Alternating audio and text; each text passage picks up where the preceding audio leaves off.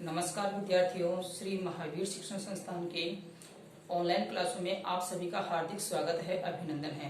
प्यारे विद्यार्थियों, हिंदी अनिवार्य में हम पढ़ रहे हैं अलंकार, और अलंकारों में पिछली वीडियो में हमने चर्चा की थी उनके सामान्य परिचय के बारे में और भेदों के बारे में। तो प्यारे विद्यार्थियों, हम एक बार फिर से जुड़ने के लिए पिछली जो क्लास हुई थी उसके बारे में संक्षेप में चर्चा कर लेते हैं। मैंने आपको बताया था कि अलंकार का शाब्दिक अर्थ होता है आभूषण या गहना। अलंकार शब्द दो शब्दों के मेल से बना है, अलम और कार। अलम शब्द का अर्थ मैंने आपको बताया था शोभा, और कार शब्द का अर्थ मैंने आपको बताया था करने वाला या बढ़ाने वाला, अर्थात शोभा बढ़ाने वाला। परिभाषा की बात हमने कर ली थी कि काव्य की शोभा बढ़ाने वाले गुण धर्म या तत्वों को हम क्या कहते हैं? अलंकार कहते हैं। प्यारे विद्यार्थियों, काव्य की शोभा बढ़ाने वाले गुण धर्म या तत्वों को हम क्या कहते हैं? अलंकार कहते हैं। अलंकार के भेद मैंने आपको मुख्य रूप से तीन बताए थे: शब्द अलंकार, अर्थ अलंकार और उभय अलंकार। आपके जो सिलेबस में है वो दो प्रकार के अलंकार हैं, शब्द अलंकार और अर्थ अलंकार। प्यारे विद्यार्थियों, शब्द अलंकार के अंतर्गत मैंने आपको बताए थे अनुप्रास, यमक, श्लेष, विवक्षा, पुरोक्ति, प्रकाश। ये सभी जो अलंकार हैं ये आपके शब्द अलंकार के अंतर्गत आते हैं। आपके सिलेबस में, आपके पाठ्यक्रम में केवल तीन ही अलंकार हैं शब्द अलंकार के, जिसमें अनुप्रास, यमक और श्लेष। तो अनुप्रास के बारे में हम चर्चा कर रहे थे। प्यारे विद्यार्थियों, हम कौन से अलंकार के बारे में चर्चा कर रहे थे? अनुप्रास अलंकार के बारे में हम चर्चा कर रहे थे। अनुप्रास अलंकार की परिभाषा मैंने आपको बताई थी कि काव्य में जहां कहीं भी एक या एक से अधिक वर्ण, दो या दो से अधिक बार आते हैं, वहां अनुप्रास अलंकार होता है। अनुप्रास अलंकार की मैंने उदाहरण भी बताई थी, जैसे भगवान भक्तों की भयंकर बुरी भीति भगाइए। इस प्रकार से एक ही वर्ण जहां बार बार आता है वहां अनुप्रास अलंकार होता है। इसके बाद में हमने चर्चा की थी अनुप्रास अलंकार के भेदों की, कि अनुप्रास अलंकार के भेद कितने होते हैं। प्यारे विद्यार्थियों, अनुप्रास अलंकार के चार भेद मैंने आपको मुख्य रूप से बताए थे। वो चार भेद, जिसमें पहला भेद मैंने आपको बताया था छेक अनुप्रास, दूसरा मैंने आपको बताया था वृत्ति अनुप्रास, तीसरा मैंने आपको बताया था श्रुत्य अनुप्रास, और चौथा मैंने आपको बताया था अंत्य अनुप्रास, यानी अंत में जो आता है वो अंत्य अनुप्रास से होता है। तो अनुप्रास के भेदों में एक भेद हम पिछली वीडियो में पढ़ चुके हैं, जिसका नाम था छेक अनुप्रास। और छेक अनुप्रास के बारे में मैंने आपको बताया था कि काव्य में जहां कहीं भी एक ही वर्ण कितनी बार आए? दो बार आए, अर्थात वर्ण जो है वो समूह के रूप में आए, जोड़े के रूप में आए, वहां छेक अनुप्रास होता है। इसके कुछ उदाहरण भी हमने देख लिए थे। अब आगे हम चर्चा करेंगे वृत्ति अनुप्रास की। किसकी? वृत्ति अनुप्रास की। तो आइए विद्यार्थियों, हम आज के वीडियो में दूसरा, यानी कि अनुप्रास अलंकार का जो दूसरा वेद है वृत्ति अनुप्रास, हम उसके बारे में चर्चा करते हैं। तो देखो, छेक अनुप्रास में हमने चर्चा की थी कि छेक अनुप्रास में एक जो वर्ण है वह पास पास में दो बार आता है, अर्थात वर्ण जो है वो समूह के रूप में आता है, वहां छेक अनुप्रास होता है। वृत्ति अनुप्रास की पहचान क्या होती है? कि एक या एक से अधिक वर्ण कम से कम दो या दो से अधिक बार आए। ये कोई जरूरी नहीं कि एक ही वर्ण आए, लेकिन इसमें अधिकांश है वृत्ति अनुप्रास में एक ही वर्ण क्या है?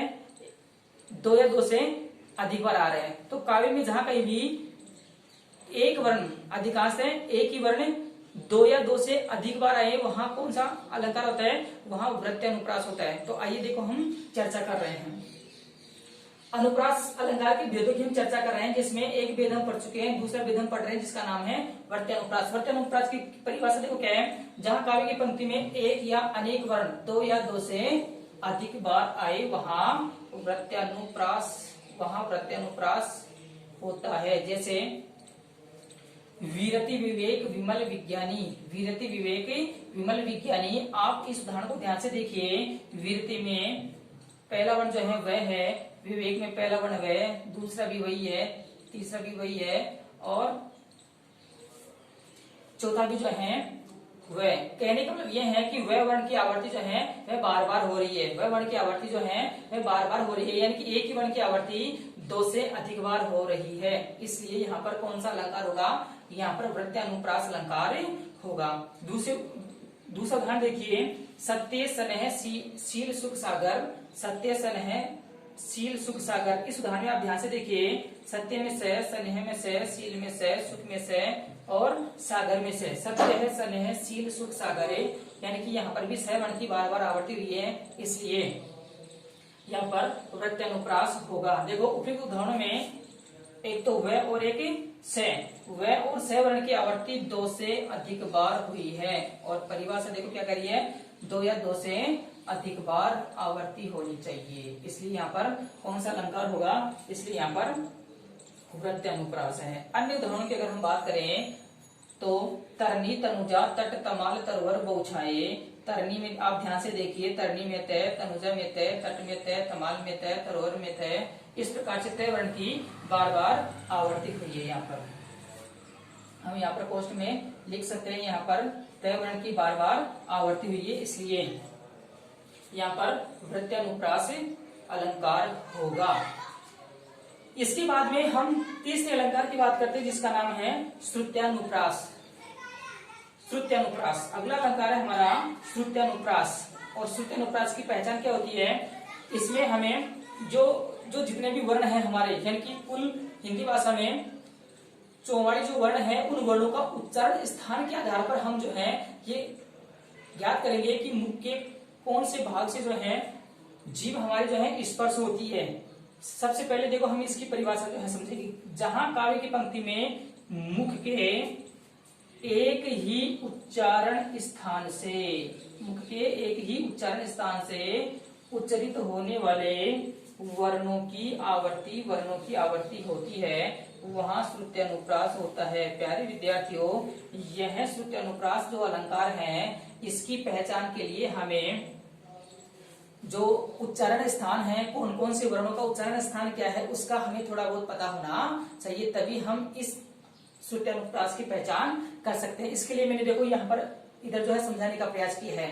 हमारे जो जितने भी जो वर्ण हैं, उस वर्ण का कोई ना कोई उच्चारण स्थान अवश्य है। कहने का मतलब यह है कि हमारा जो मुख है, उस मुख में जो जीभ है, ये जीभ जब हम किसी वर्ण का उच्चारण करते हैं तो जीभ मुख के किसी न किसी अवयव को, किसी न किसी अंग को स्पर्श करती है, और उस स्पर्श के आधार पर ही उन वर्णों को अलग अलग भागों में बांटा गया है। तो देखो एक बार आप देख लो ये उच्चारण स्थान। आपने देखा होगा व्यंजन में जो क वर्ग है, क वर्ग में जो 5 वर्ण है, क ख ग घ है, ये कंठ से बोले जाते हैं। किससे बोले जाते हैं? कंठ से, यानी कि गले से बोले जाते हैं। और ऐसे वर्णों को क्या बोलते हैं? हम कंठे बोलते हैं। क्या बोलते हैं? कंठे, जिसके अंतर्गत 5 वर्ण आते हैं, क ख ग घ ढ। इसमें ए और आ भी होता है। इसमें जो स्वर होता है, स्वर के शुरू के जो 2 वर्ण है ए और आ, वो भी होते हैं। इसके अलावा दूसरा जो वर्ग है च वर्ग, यानी कि च वाली लाइन, जिसको हम क्या बोलते हैं? च वर्गे। च वर्गे तालु से बोला जाता है। किससे बोला जाता है? तालु से। मुख का एक भाग है तालु, कंठ से ऊपर का भाग, उसे बोलते हैं तालु। और तालु से जो जो वर्ण उच्चारित होते हैं उनको बोलते हैं तालव्य। क्या बोलते हैं? तालव्य। तो देखो तालव्य वर्ण कौन कौन से हैं?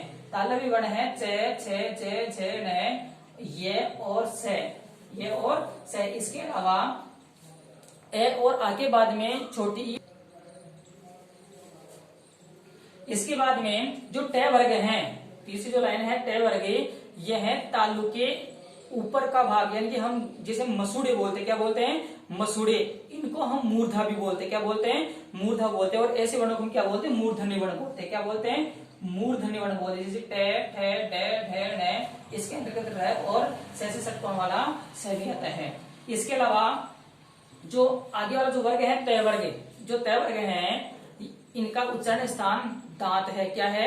दांत। कहने का मतलब यह है कि हमारी जो जीभ है, इस तय वर्ग का उच्चारण जब हम करते हैं, यानी 5 वर्णों का उच्चारण करते हैं, तय, थ, द, ध, न, तब हमारी जीभ जो है वो दांतों को स्पर्श करती है। किनको स्पर्श करती है? दांतों को। इसलिए हम इन वर्णों को क्या कहेंगे? दंत्य वर्ण कहेंगे। क्या कहेंगे? दंत्य वर्ण कहेंगे। और दंत्य वर्ण कौन कौन से हैं? त, थ, द, ध, न, ल और स। और अंतिम जो वर्ग है वो है हमारा प वर्ग। और प वर्ग का जब उच्चारण स्थान करते हैं, प वर्ग में जो 5 वर्ण होते हैं, प, फ, ब, भ, म, तब हमारे जो दोनों जो होठ हैं ये आपस में मिलते हैं, स्पर्श करते हैं। इसलिए इन वर्णों को हम ओष्ठ्य वर्ण कहते हैं। क्या कहते हैं? ओष्ठ्य वर्ण। यानी कि इन वर्णों का उच्चारण स्थान क्या है? ओठ है। और ये ओष्ठ्य वर्ण कौन कौन से हैं? प, फ, ब, भ, म। तो इस प्रकार से हमें जो उच्चारण स्थान है, अलग अलग वर्णों का जो उच्चारण स्थान है, उनका हमें पता होना चाहिए, तब हम इस अनुप्रास की, ये इस श्रुत्यानुप्रास की पहचान कर सकते हैं। देखो, मुख के एक ही उच्चारण स्थान से उच्चारित होने वाले वर्णों की आवर्ती होती है। कहने का मतलब यह है कि जैसे मान लो कि काव्य की कोई भी पंक्ति होगी, उस पंक्ति में जैसे कंठ्य वर्ण हैं तो सारे जो वर्ण हैं वो कंठ्य वर्ण से आएंगे, या फिर तालव्य वर्ण से आएंगे, या फिर मूर्धन्य वर्ण से आएंगे, या फिर दंत्य वर्ण से आएंगे, या फिर ओष्ठ्य वर्ण से आएंगे। अधिकांशतः एक ही वर्ग से आएंगे या एक ही उच्चारण स्थान से आएंगे। तो इस प्रकार से हम पहचान करेंगे। देखो उदाहरण के माध्यम से, पहला उदाहरण है हमारा, दिनांत था थे दीननाथ डूबते। दिनांत था थे दीननाथ डूबते। दिनांत था थे दीननाथ डूबते। अब देखो प्यारे विद्यार्थियों, इसमें अधिकांश जो वर्ण है, अधिकांश जो वर्ण है वो एक ही उच्चारण स्थान से आ रहे हैं। पहले देखो हम पहचान कर लेते हैं, द न ते।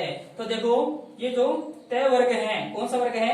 तय वर्ग। ये रहा हमारा तय वर्ग, ये रहा हमारा तय वर्ग। और इस तय वर्ग के अंतर्गत तय, थे, ध, ध, न, ल, से, इन वर्णों की उच्चारण हो रहे हैं। देखो कौन कौन से? तय वर्ग से देखो द, देखो इसमें द भी है, न भी है, त भी है, थ भी है।